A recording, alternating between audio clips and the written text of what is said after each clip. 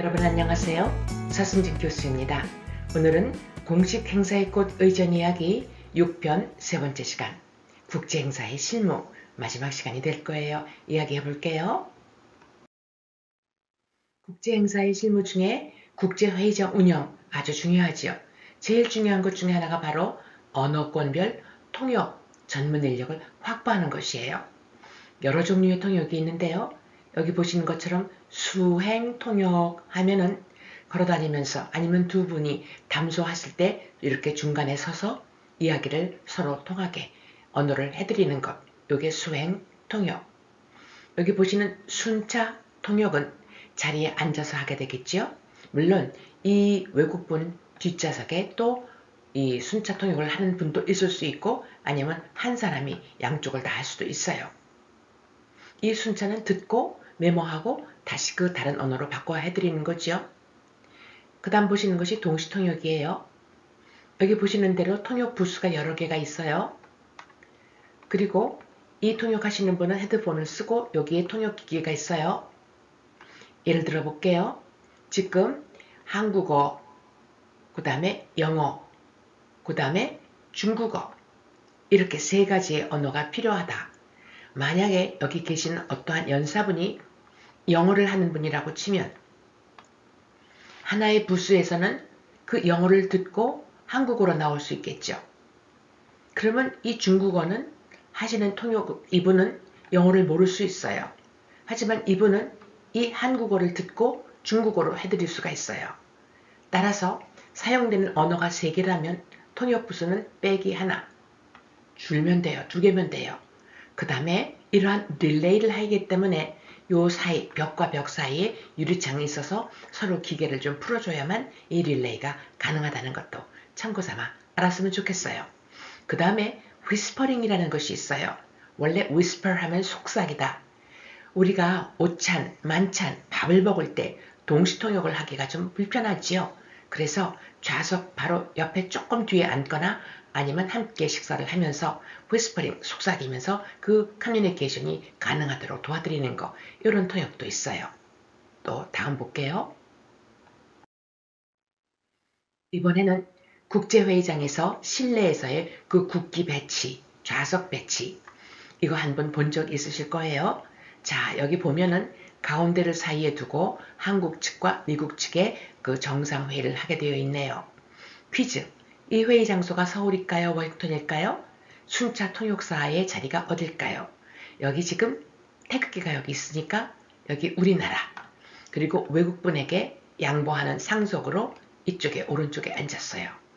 태극기 사이에 두고 미국기 성적에 두고 양쪽 리더가 가운데 앉았죠. 그리고 항상 오른쪽이 상석이니까 이 아버지 대신에 아들 부시예요.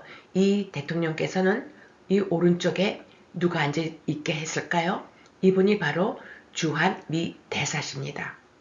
그 다음에 왼쪽에 여자분이 통역사예요. 우리나라는 오른쪽에 사실은 외통부 장관이 앉아야 되는데 순차 통역하는 남자분이 앉았어요. 이유는 같은 위치에 있음으로 해서 통역끼리의 커뮤니케이션을 좀 더 원활하게 하기 위한 목적이 있지요. 자 이렇게 해서 회의 장소가 서울이고 순차 통역자의 자리도 알게 됐어요. 그런데 접견실에서는 반드시 이렇게 국기가 필요 없을 수가 있고요. 만약에 필요하다고 하면은 보조 테이블이 그 좌석 옆에 있잖아요. 여기 다시면 돼요. 또 다음 볼게요.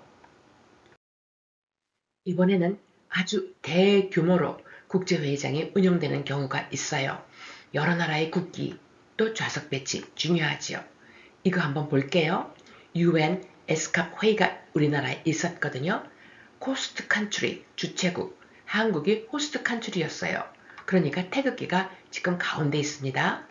그리고 우리나라 대표가 가운데 앉았고요. 이제 알파벳 순서로 이렇게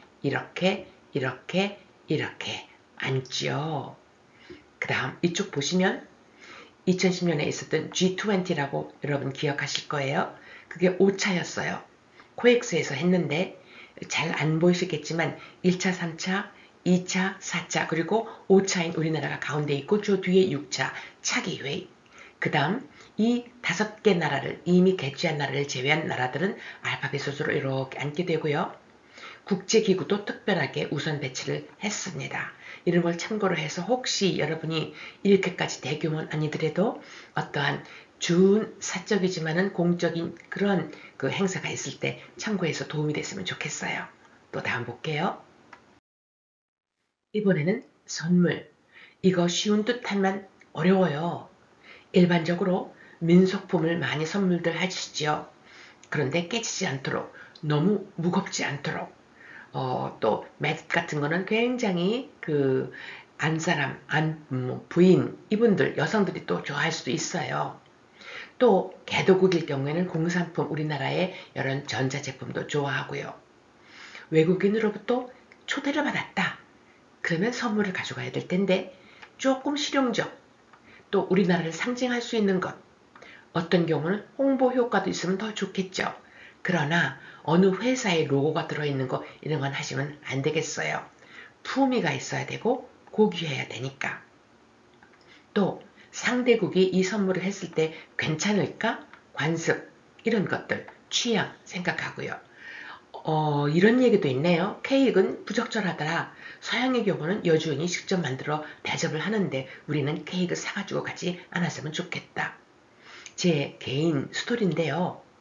일본 선물을 받았어요. 나무젓가락. 우리 보통 뭐 우동이나 아니면 라면 먹을 때 아주 좀 싼 그런 나무젓가락이 있지만 이 나무젓가락도 굉장히 고급스러운 것이 있지요. 이렇게 종이 봉투에 나무젓가락이 들어있었어요. 이 속에. 이것이 7개가 있었어요.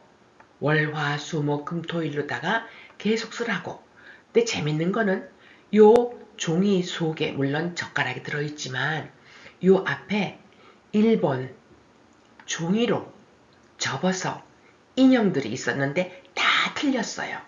그 일본 사람의 조그만 선물들, 아주 아무것도 아닌 것 같지만 이 나무젓가락 이걸 가지고 서양 사람들은 굉장히 감동을 받더라고요. 이렇게 독특한 우리 문화를 좀 반영할 수 있는 선물을 하는 게 중요하구나를 느끼게 된 그런 경험이었어요. 자, 또 다음 볼게요. 한국 대통령이 미국 대통령에게 한 선물. 우리나라의 사계절 사진첩도 있었지만 특히 여기 보시는 대로 그 보석함, 우리나라의 보석함은 굉장히 유명한 것 같아요. 이런 선물도 괜찮고요. 미국 대통령이 우리나라 대통령에게 선물하신 게 책이 있어요. 루즈벨트 대통령이 저서 2권. 하나가 Looking Forward, 또 하나가 On Our Way. Looking Forward는 1933년에 출간된 건데요. 미국의 뉴딜 정책에 관한 설명을 수록했대요. On Our Way는 34년에 나온 건데 루즈벨트 대통령 이 100일간의 성과를 수록했고 미국의 재건을 위한 여러 가지 비전이 포함됐다. 아, 이렇게 서적도 선물로 주고받는구나 알게 됐네요. 우리도 이런 거 참고했으면 좋겠어요. 이제는 선물이 이런 것도 있습니다. 이 APEC이라고 아시아 태평양 경제회의죠. 이 정상회의가 2005년도에 우리나라에서 열렸어요. 이때 이 APEC의 전통이 있는데요. 주최국 측에서 옷을 기념으로 증정하는 거예요. 필리핀에서 했을 때에는 거기서 그 필리핀 나무 바나나 껍질로 만든 아주 독특한 전통 의상, 또 밴쿠버 캐나다에서 했을 때에는 그 가죽 자켓 이런 것이 있었어요. 우리나라는 여기 보시는 것처럼 여자, 남자, 정상 모두 두루마기를 했어요. 어떤 의미에서는 수치 간단하게만 어깨, 길이, 기장 이거 가지고도 만들 수 있고 우리나라의 그 아주 예쁜 색깔의 실크로 만든 이런 것들 다 만들어서 선물을 해드렸어요.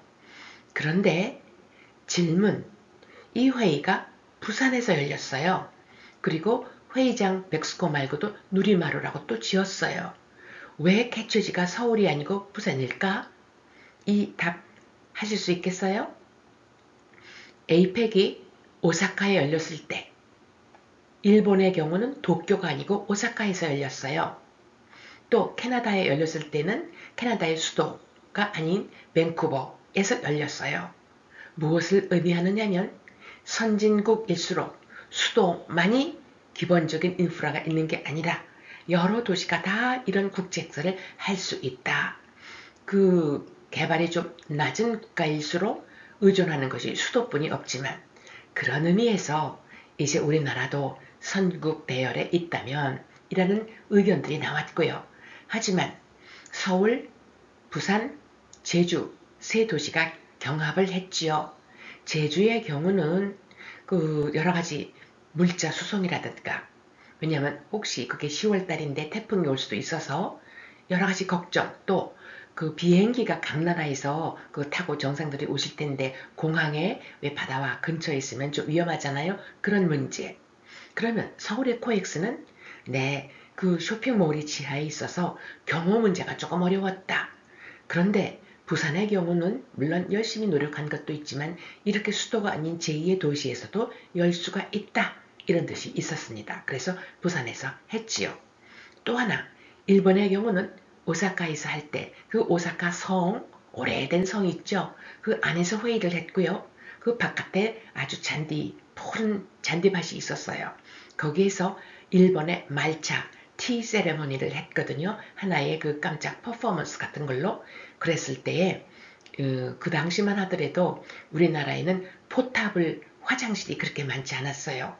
일본의 오사카에서는 핑크색과 아주 그 파란색으로 10개 이상의 그 포탑을 이동할 수 있는 화장실이 있지 않습니까? 깨끗하게 이걸 정리를 했어요. 이렇게 야외 행사를 할 때 화장실이 멀면 좀 힘들거든요. 그 후 우리나라는 물론 이런 거 잘 했지만요. 많은 그 경험이 됐고 참고가 됐었습니다. 자, 이제 또 볼게요. 이제 마무리를 져야죠. 환송. 우리 앞에서도 한번 했는데 회의장에서 어떤 행사가 끝나면 호스트, 호스테스 이 주비는 출입문에서 작별을 한다. 그 게스트 오브 오너 이분들을 환송을 하는 거지요. 그리고 그리터 우리 공항에 도착했을 때에 영접했던 그 사람이 외빈 이분들을 승용차까지 엘리베이터까지 다 안내를 한다. 주빈 호스트 호스테스는 그냥 그 출입문에서 회의장 문에서 작별한다. 그러면 이 그리터가 공항까지도 환송을 해드려야 되지요. 원칙적으로 영접했던 분이 하는 거예요. 환영했던 분이 환송까지 하는 거지요. 미리 1시간 전에 도착하도록 하고 수속도 하고 그리고 모든 이 수속을 해당국의 주한 주재 대사관에서 많이 협조가 필요하지요. 다 끝났다 라고 하면 탑승구까지 안내해서 이제 가십니다.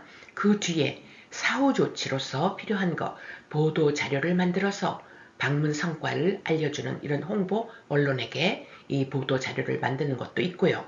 행사에 대해서 결과 보고서를 만드는 거 우리 에이펙이라든지 아셈은 백서를 만들었어요. 참고를 하게끔 다음 차기에서도 이런 결과 보고서 만드는 것도 중요하답니다.